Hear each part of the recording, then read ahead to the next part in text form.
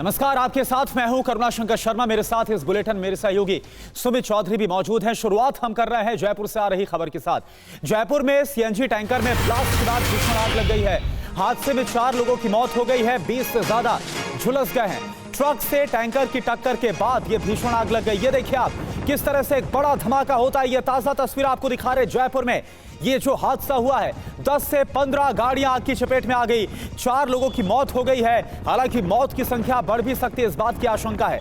जयपुर के भाकरोटा इलाके में यह हादसा हुआ है। यह तस्वीर इस वक्त आपके सामने, एक बड़ा हादसा और इसके बाद कैसे हाहाकार मच गया जयपुर में। एक बार फिर से आपको बता दें कि सीएनजी टैंकर में ब्लास्ट हुआ और उस ब्लास्ट की एक तरफ तस्वीरें आपको हम दिखा रहे हैं। हादसे में 4 लोगों की मौत हो गई, 20 से ज्यादा झुलस गए हैं। और जिस जगह पर यह हादसा हुआ है, ध्वज और हमारे संवाददाता जुड़े हुए हैं वहां से लाइव। ध्वज, इस वक्त वहां पर क्या हालात है, क्योंकि बड़ा हादसा, 4 लोगों की मौत। देखिए, रेस्क्यू ऑपरेशन है लगातार जारी है। और मैं सबसे पहले तस्वीरें दिखाना चाहूँगा। ये वो ट्रैक्टर था और ये जो टैंकर था, इससे ये जो ट्रक था, ये आप देख सकते हैं इनकी भिड़ंत हुई है। ड्राइवर और खलासी पूरी तरीके से यहाँ पर जल चुके हैं। रेस्क्यू जो है लगातार उनका किया जा रहा है। 2 से 3 लोग इसके अंदर हो सकते हैं। उनकी डेड बॉडी निकालने के जो प्रयास हैं वो किए जा रहे हैं। और ये आप देख सकते हैं कि यहाँ क्रेन बुलाई गई है और ये जो क्रेन की सहायता से इन दोनों को अलग किया जाएगा। और ये जो तस्वीरें हैं ये पूरी अजमेर रोड की हैं। ये आप देख सकते हैं कि पूरे अजमेर रोड की तस्वीरें हैं। और यहाँ पर जो है कितना लंबा जाम यहाँ पर लगा हुआ है। आप देख सकते हैं कि फायर ब्रिगेड की गाड़ियाँ हैं वो यहाँ पर मौके पर मौजूद हैं। 40 से ज़्यादा गाड़ियाँ यहाँ पर आ चुकी हैं। एक ताज़ा अपडेट मैं आपको देना चाहूँगा कि 6 लोगों की मौत हो चुकी है इस हादसे में। 6 लोगों की, यानी कि ये देखिए तस्वीरें, ये तस्वीरें देखिए कि अभी भी यहाँ धुआं जल रहा है और धुआं निकल रहा है। और किस तरीके से इस टैंकर में आग लगी थी। और ये जो सामने वाली फैक्ट्री है, ये सामने वाली फैक्ट्री है, ये इससे पूरी तरीके से जल के राख हुई है। मजदूर जो थे इस फैक्ट्री के अंदर से, वो मजदूर यहाँ से जलते हुए बाहर निकले। यानी कि ये हादसा, ये आप देख सकते हैं पूरी सड़क की हालत, ये पूरा का पूरा केमिकल यहाँ से जो है पूरा बहा था। और इसके आगे अपने पेट्रोल पंप दिखाई दे रहा है, इस पेट्रोल पंप तक जो है पूरी तरीके से अपनी ये चपेट में लिया इस आग ने। और ये केमिकल है। ये तस्वीरें मैं दिखाना चाहूँगा कि ये जो ट्रक था, जिस ट्रक ने ये देखिए आप, ये देखिए तस्वीरें कि जिस ट्रक ने टक्कर मारी है उस ट्रक की हालत कैसी है। यहाँ एम्बुलेंस है, मौके पर बुलाई गई। ये आप देख सकते हैं डेड बॉडी निकाली गई है, डेड बॉडी निकाली है। ये आप देख सकते हैं, ये तस्वीरें देखिए कि डेड बॉडी निकाली गई है। यहाँ पूरी तरीके से जल गई है डेड बॉडी। और ये आप देख सकते हैं, मेरे सहयोगी जतिन जो है दिखाएंगे कि यहाँ डेड बॉडी जो है निकाली गई है। बिल्कुल, बहुत ही विचलित कर देने वाली तस्वीरें सामने आ रही है। जी बताइए आप ध्वज। तो क्या, क्योंकि एक बड़ी अपडेट एक बार दर्शकों को बता दें कि जो मरने वालों की संख्या है वो बढ़कर अब 4 से 6 हो गए। और जैसा कि ध्वज इस वक्त हादसे वाली जगह पर ही मौजूद है, वहां से रिपोर्टिंग करते बता रहे हैं कि बड़ी संख्या में लोग सामने वाली फैक्ट्री से जो मजदूर थे वो जली हालत में भागते हुए नजर आए। क्या ऐसे में कहा जा सकता है ध्वज की मरने वालों की संख्या बढ़ भी सकती है? देखिए, निश्चित तौर पर जो मरने वालों की संख्या है वो और भी ज़्यादा हो सकती है, क्योंकि गंभीर घायल भी अस्पताल में एडमिट हैं। एसएमएस के सबसे बड़े अस्पताल में एडमिट हैं। यहाँ जो पुलिसकर्मी हैं वो लगातार यहाँ पर जो है बात करें, इनसे बात करते हैं कि यहाँ डेड बॉडी कितनी निकाली आपने? यहाँ अभी एक डेड बॉडी निकाली है इन्होंने। इनका जो टीम है, सिविल डिफेंस की टीम है, इनका ये कहना है कि एक डेड बॉडी निकाली। लेकिन 30 से ज़्यादा, मैं आपको फिर से बताना चाहूँगा कि 30 से ज़्यादा लोग घायल हैं। गंभीर घायलों की संख्या ज़्यादा है, क्योंकि केमिकल, आप देखिए केमिकल किस तरीके से। बात हम जानना चाह रहे हैं ध्वज, आप वहाँ पर ग्राउंड पर मौजूद है। ध्वज आप वहां पे ग्राउंड पर मौजूद हैं। आखिरकार आपकी वहां पर कई लोगों से बात हुई होगी, अधिकारियों से बात हुई होगी। आखिरकार ये हादसा हुआ कैसे, किसकी लापरवाही थी? और वहां पर अगर आप हमको दिखाएं, क्योंकि कई गाड़ियों को हमने सुना है कि वहां पर जो राहगीर थे उनकी गाड़ियों को भी नुकसान हुआ, वो तस्वीरें भी अगर आप हमको दिखाएं। देखिए, ये सबसे पहले मैं ये तस्वीरें दिखाना चाहूँगा। ये जो गाड़ियाँ पीछे आ रही थी, ये गाड़ियाँ जो पीछे आ रही थी, 3 से 4 गाड़ियाँ जो हैं सामने दिखाई दे रही हैं, ये जली हुई हालत में। ये जो पीछे पूरा ट्रैफिक आ रहा था इस आग की चपेट में आया। और उसके बाद में यहाँ पर एकदम से जो लोग थे वो यहाँ पर अपनी जान बचा, आप देख सकते हैं। ये देखिए, मुख्यमंत्री के आने की भी सूचनाएं, डिप्टी सीएम यहाँ से निकल रहे हैं। और ये जो तस्वीरें हैं ये आप देख सकते हैं कि सामने वाली फैक्ट्री है, यहाँ अभी भी रेस्क्यू किया जा रहा है, अभी भी यहाँ रेस्क्यू किया जा रहा है। और ये जो रेस्क्यू अभियान है, यहाँ देख सकते हैं एक से डिप्टी सीएम यहाँ पर जो पहुँचे हैं, इनसे एक बार इनसे बात करने का प्रयास करेंगे। मौके पर तुरंत पहुँचे हैं और ये आप देख सकते हैं, ये डिप्टी सीएम है, इनसे बात करने का प्रयास करेंगे। सर भयानक एक दुर्घटना हुई है जिसका हम सबको दुख है।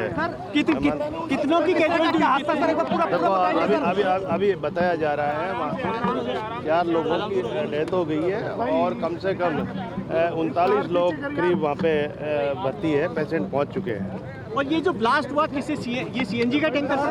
ये अभी हम देख रहे हैं, जिसका मैं अभी घटनास्थल पे आया हूँ। टोटल बता दीजिए, टोटल कैजुअलिटी 4 की सर 5 हाँ, तो 5 हो गए होंगे, लेकिन 39 लोग भर्ती है, वहाँ अभी एसएमएस पहुँचे हैं। 39 की संख्या बताई है। ये आप देख सकते हैं कि घायलों की संख्या डिप्टी सीएम ने जो है 39 बताई है, और उसके साथ साथ में इन्होंने हालांकि मरने वालों की संख्या उन्होंने 4 बताई है, लेकिन जो यहाँ सोर्स बता रहे हैं हमारी डीसीपी से बात हुई, उन्होंने 6 की संख्या बताई है। यानी कि हादसा काफ़ी जो है भयानक था। और जिस तरीके से यहाँ पर अभी भी देख सकते हैं फैक्ट्री में धुआं निकल रहा है, और ये देखिए आप एक कार जली हुई है। ध्वज, अगर आप हमको तस्वीरें दिखाएं, क्योंकि आप उस जगह मौजूद हैं, उन गाड़ियों की जो वहां पर ये तस्वीरें बताती हैं कि हादसा कितना भयानक था। ये बस जल चुकी है, ये आप देख सकते हैं, पीछे 2 ट्रैक्टर जल चुके हैं, एक टैंकर भी यहाँ खड़ा हुआ है।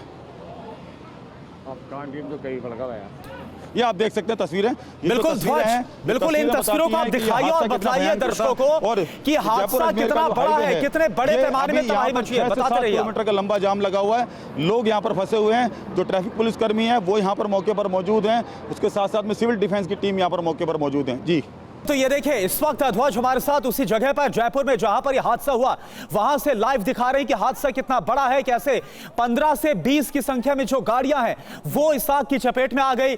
6 लोगों की मौत हो गई है। डिप्टी सीएम वहां पर पहुंचे हुए हैं। भजन लाल शर्मा जो मुख्यमंत्री हैं वो भी किसी भी वक्त वहां पर पहुंच सकते हैं। एक बार और आप बताइए और दिखाइए ध्वज, क्योंकि ये जो हादसा है वो बहुत बड़ा है। आप अगर वहां पर पूरे इलाके को दिखा पाए, जो गाड़ियां जली है, जो मंजर है, वो दर्शकों तक अगर आप पहुंचा पाए, बताइए आप।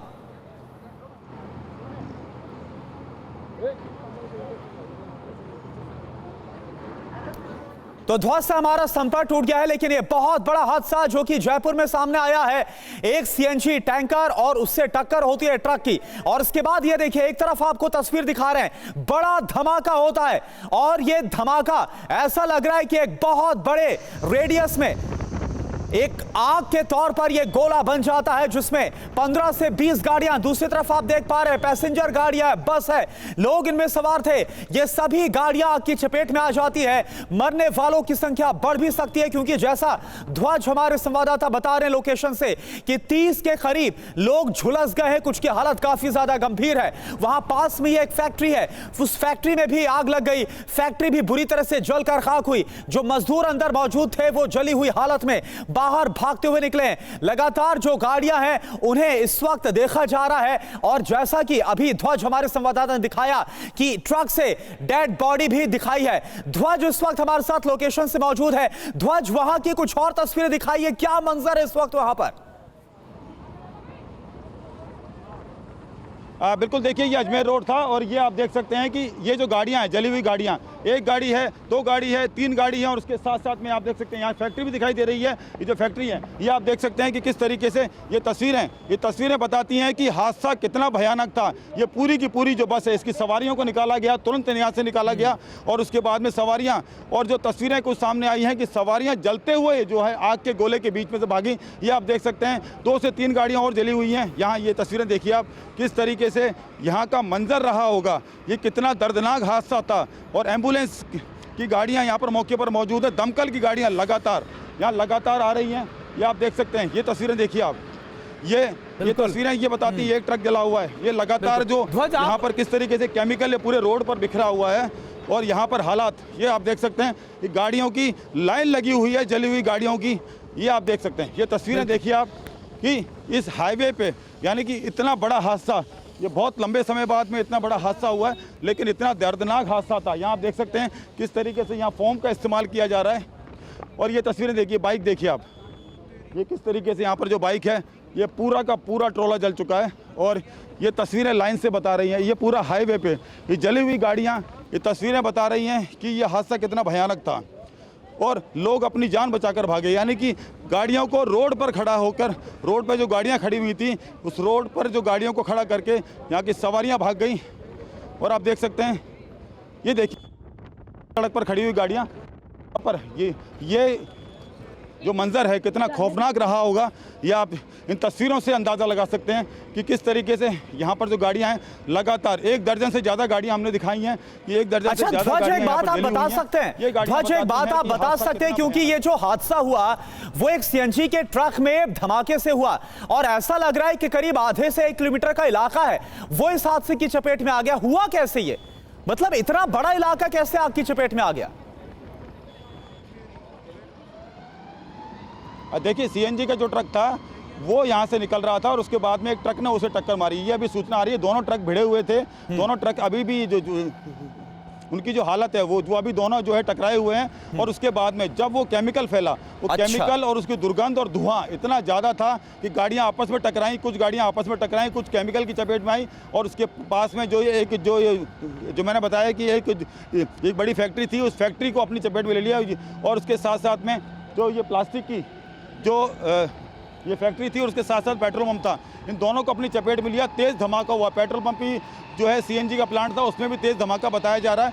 इस धमाके के बाद में पूरे इलाके के अंदर केमिकल फैल गया और जो धुआं था वो धुआं इतना ज़्यादा था, ये आप देख सकते हैं, धुआं अभी भी यहाँ पर मौजूद है। और जो कर्मचारी हैं वो यहाँ फेस मास्क लगाकर अंदर जा रहे हैं और इस फैक्ट्री में से और लोगों को रेस्क्यू करने का प्रयास कर रहे हैं। यानी कि ये बताया जा रहा है कि आधे से 1 किलोमीटर यहाँ खड़ा रहना मुश्किल है। थोड़ा पीछे चलें जतिन, यहाँ खड़ा रहना इतना मुश्किल है कि यहाँ सांस नहीं ली जा रही है। और अभी के हालात है, यानी कि ये जो हादसा था, अलसुबह का जो हादसा था, इस हादसे में पूरे इलाके में आधे से 1 किलोमीटर के एरिया में केमिकल फैल गया। आग का गोला, यानी कि 6 से ये जो किलोमीटर था, आधे से 1 किलोमीटर का एरिया पूरा आग के गोले में तब्दील हो गया। पूरे ये जो केमिकल था पूरे रोड के अंदर बिखरा। अभी भी यहाँ आप देख सकते हैं तस्वीरें कि पूरे रोड पर ये केमिकल है, ये पूरा बिखरा हुआ है। और किस तरीके से लोग अपनी जान बचाकर भागे हैं। गाड़ियाँ ये गाड़ियों की तस्वीरें बता रही हैं कि किस तरीके से हादसा कितना भयानक रहा होगा। जी बिल्कुल ध्वज, तो ये जो दर्दनाक हादसा हुआ इसकी तस्वीरें आप हमें लाइव दिखा रहे हैं। और क्योंकि केमिकल बहुत तेजी के साथ, एक बार फिर से आप देखिए ये जो धमाका हुआ, जिस वक्त ये धमाका हुआ वो तस्वीर आप देख पा रहे हैं। 40 गाड़ियां इस धमाके की चपेट में आ गए, 6 लोगों की मौत हो गई है, 30 से ज्यादा झुलस गए। बहुत बहुत शुक्रिया अभी के लिए आपका, इस पूरी जानकारी के लिए ध्वज।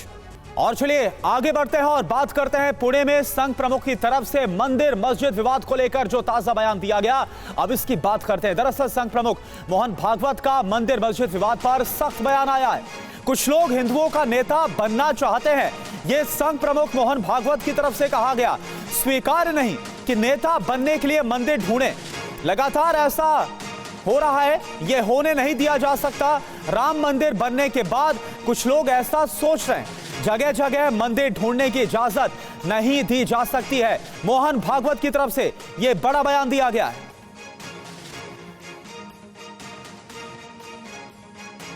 श्रद्धेचा आदर, त्यामुळे राम मंदिर झालं पाहिजे, ते होत आहे। हिंदूंची श्रद्धा असताना हिंदूंना वाटतं,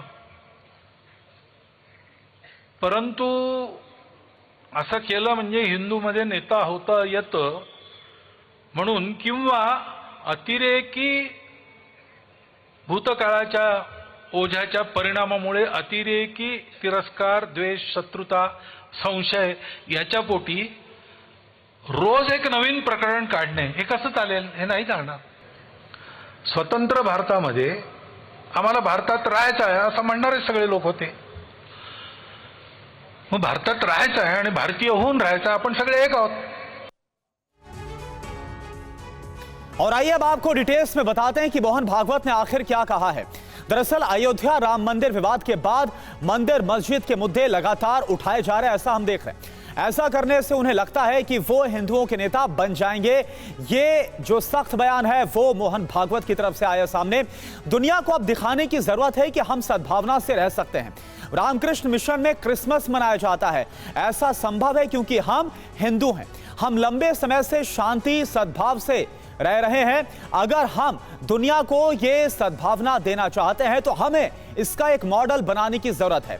भारत में रहने वाले सभी भारतीय एक हैं, ये बड़ी बात मोहन भागवत की तरफ से कही गई। यही एकता हमारी असली ताकत है।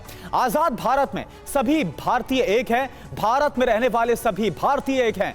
अंग्रेजों ने दो समुदायों के बीच विवाद को पैदा किया, तभी से अलगाववाद की जो भावना है वो शुरू हुई है। आमोद राय इस वक्त हमारे संवाददाता जुड़े हुए हैं। आमोद, ये बड़ी बात कही गई है मोहन भागवत की तरफ से, क्योंकि हम देख रहे हैं कि राम मंदिर बना, बाकायदा इसका जिक्र किया गया, लेकिन इसके बाद कैसे काशी है, मथुरा, यहां का जो मामला है वो अदालत में है। हमने संभल का भी पूरा मामला देखा है, कैसे वहां पर विवाद बढ़ता हुआ नजर आ रहा है। इन तमाम माहौल के बीच ये जो बयान है वो आखिर जो दिया गया है मोहन भागवत की तरफ से, कैसे इसको देखा जाए?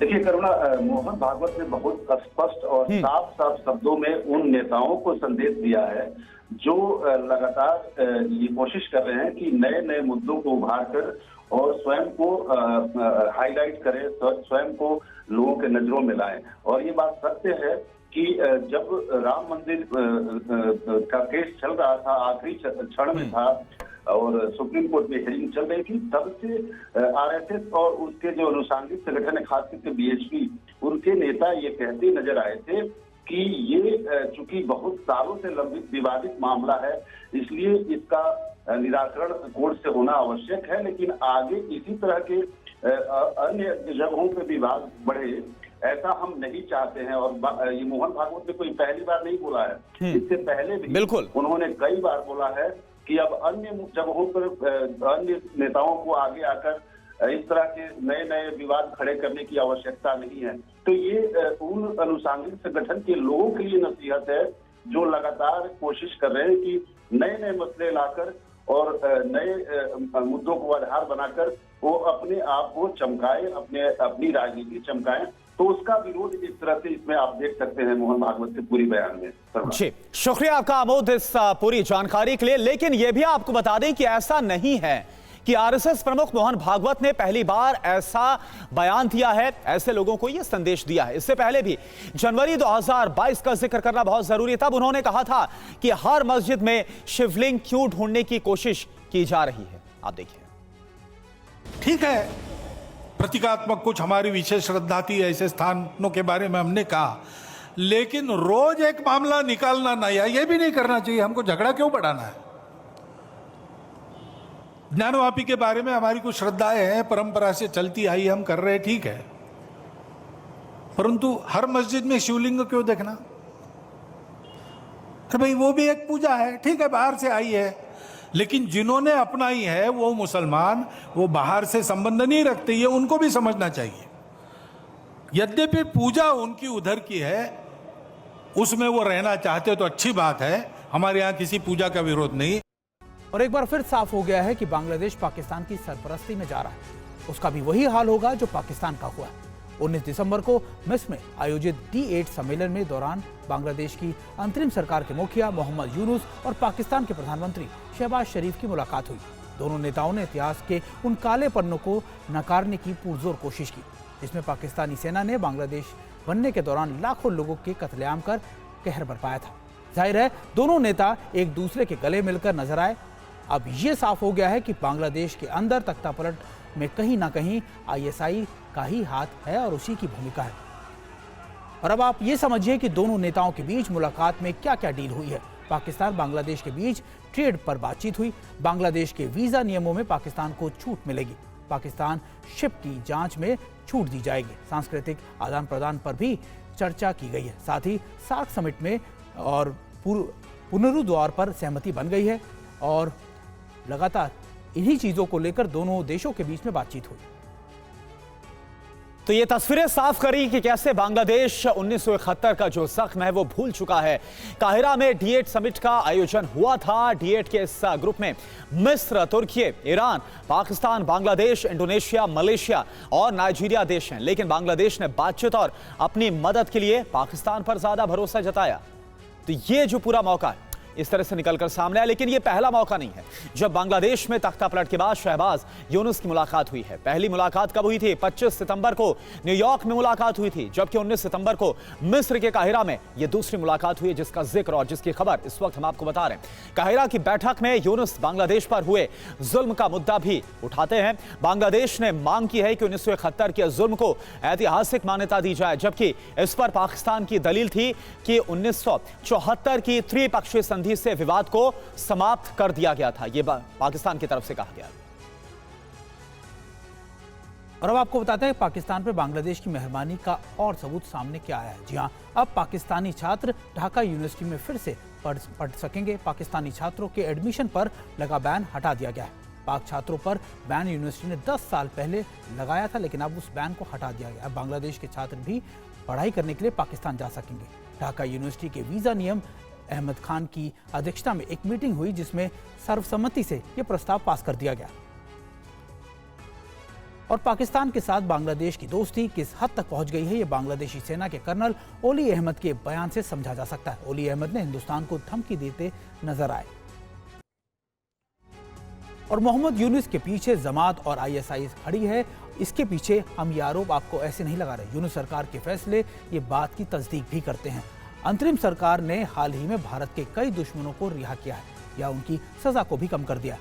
असनरुल्लाह संगठन के आतंकी जसीमुद्दीन रहमानी के भी रिहा कर दिया गया है। BNP लीडर जुल्फिकार बाबर को भी रिहा कर दिया गया है। इसी में उल्फा कमांडर परेश बरुआ के साथ मिलकर भारत को अस्थिर करने की साजिश भी रची जा रही है। परेश बरुआ को भी की सजा को कम किया गया है। मौत की सजा को उम्र कैद में बदल दिया गया है। इसी साजिश में शामिल हुए पूर्व DGFI निर्देशक रज़कुल हैदर चौधरी को भी रिहाई दे दी गई है।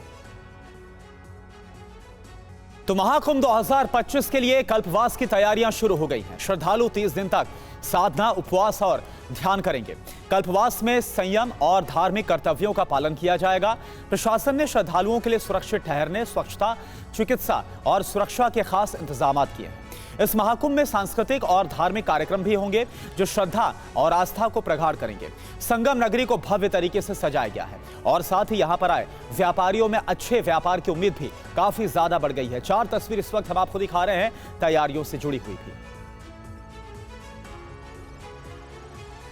और महाकुंभ में गुजरात के हस्तशिल्प कलाकारों ने अपने अपने स्टॉल लगाए हैं। गुजरात के इन कलाकारों से हाथों से बने हुए झूले तैयार किए हैं। इन झूलों को बच्चों से लेकर बड़े तक प्रयोग कर सकते हैं, जिसकी कीमत 250 रुपए से लेकर 5 से 6 हजार रुपए तक की है। साथ ही कई मूर्तियां भी हाथों से ही बनाई गई हैं। गुजरात से आए लोगों को उम्मीद है कि महाकुंभ के जरिए ये अच्छा व्यापार कर पाएंगे। और गुजरात के हस्तशिल्प कलाकारों ने क्या कहा है, आइए आपको ये भी सुनाते हैं। इस बार कुंभ मेले के लिए हमने अलग से तैयारी की हुई है, जैसे कि अलग अलग प्रकार के झूले बनाए हैं हमने। छोटी वो बेचने की माची आती है ना, वो लकड़ी की, वो बनाई है। छोटे छोटे किचन सब बनाए हैं। और इस बार हमको ज़्यादा उम्मीद है कि हर बार की से अच्छा हमको सेलिंग हो कुंभ मेले के लिए। जितने बाहर से आए उनको आए, और कुंभ मेले का जो भी यहाँ पर पर्यटक आ रहे हैं, नागरिक आ रहे हैं, चतुआ रहे हैं, तो कुंभ मेले को यहाँ पर लाकर के शिल्प आर्ट में NCJCC में उनको देखने का एक जो है उनका गौरवशाली प्राप्त हो।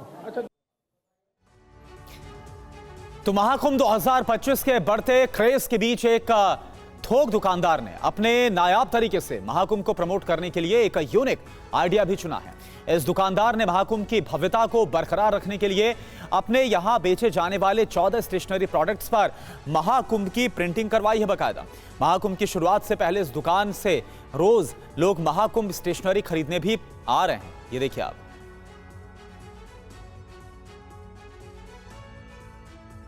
आस्था और धर्म की नगरी प्रयागराज में लगने वाले महाकुंभ से जुड़ने के लिए हर कोई बेकरार है।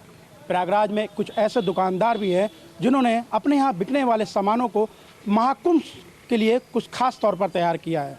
हम ऐसी ही एक दुकान पर मौजूद हैं जहाँ स्टेशनरी के सामान मिलते हैं, और जहाँ के दुकानदार ने स्टेशनरी से जुड़े कुछ ऐसे सामान हैं जिसके महाकुंभ से जुड़े हुए चीज़ हैं उन्होंने खास तौर पर तैयार कराए हैं। आप देख सकते हैं कि ये कीरिंग्स है, जिसमें जो है महाकुंभ से चीज़ें लोगो लगा हुआ है। इसमें दिख रहा है महाकुंभ की पहचान दिखाई दे रही, चाहे वो पेपर वेट हो उसमें भी महाकुंभ आपको दिखाई देगा। इनका जो डायरीज़ हैं उसमें और जो पेन स्टैंड है, तमाम चीज़ें इसमें जो है सिर्फ और सिर्फ आपको महाकुंभ का जो इसमें दिखाई दे रहा है, जो उसकी पहचान है, जो उसके चित्र हैं इसमें दिखाई दे रहे हैं। उसी के साथ जो पेन है उस पेन में भी महाकुंभ का जिक्र किया गया है। और आइए हम बात करेंगे इन्हीं से कि आखिर क्या सोचकर इन्होंने इसकी पहल की और क्या सोचा था कि इसका कैसा रिस्पॉन्स है। जी आप बताएं कि क्या सोच के आप लोगों ने इसकी पहल की है। सर जैसा कि मैं देख रहा था कि हर कोई अपने अपने एंड में इतनी मेहनत कर रहा था इस महाकुंभ को प्रमोट करने के लिए, हमारे योगी जी मोदी जी इतना कुछ कर रहे हैं हमारे महाकुंभ के लिए, तो एज अ बिजनेसमैन और प्रयागराज का निवासी होकर मुझे भी ये लगा कि मैं भी अपने स्टेशनरी एंड में कुछ महाकुंभ के ऐसे प्रोडक्ट निकालूंगी जिसको लोग इस्तेमाल करें और दूर दूर तक जा सके। और हमारी ये प्रोडक्ट में हर प्रोडक्ट में मैंने महाकुंभ की महानता समझाई है, मैंने महाकुंभ की डेट्स की तिथि लिखवाई है और ना सिर्फ केवल प्रयागराज, ये पूरे इंडिया से मुझे इसकी डिमांड्स आ रही है और बहुत अच्छा रिस्पॉन्स मिल रहा है, बहुत प्यार मिल रहा है। आप बताएं कि जो ग्राहक आपके यहाँ आ रहे हैं जी कैसा रिस्पॉन्स मिल रहा है, क्या कह रहे हैं? सर ग्राहक की तो ये बात है कि कुछ लेने कुछ और आ रहे हैं, ग्राहक ये ले रहे हैं। इतना बढ़िया आइटम हमने बनाया है कि हर आदमी अप्रिशिएट कर रहा है और दूर दूर से फ़ोन आते हैं कि हमें इतना पीस चाहिए, हमें इतना पीस चाहिए, और वो उनको मैं सप्लाई करता हूँ यहाँ तक कि इंडिया के और भी जगह पे मैं ट्रांसपोर्ट से या कोरियर से भेज रहा हूँ। बहुत बढ़िया रिस्पॉन्स आ रहा है। अपनी इस अनोखी पहल के साथ ये जो दुकानदार हैं वो महाकुंभ से जुड़ गए हैं और इनकी इस पहल की वजह से जो ग्राहक आ रहे हैं उनकी इस पहल को भी काफ़ी पसंद कर रहे हैं।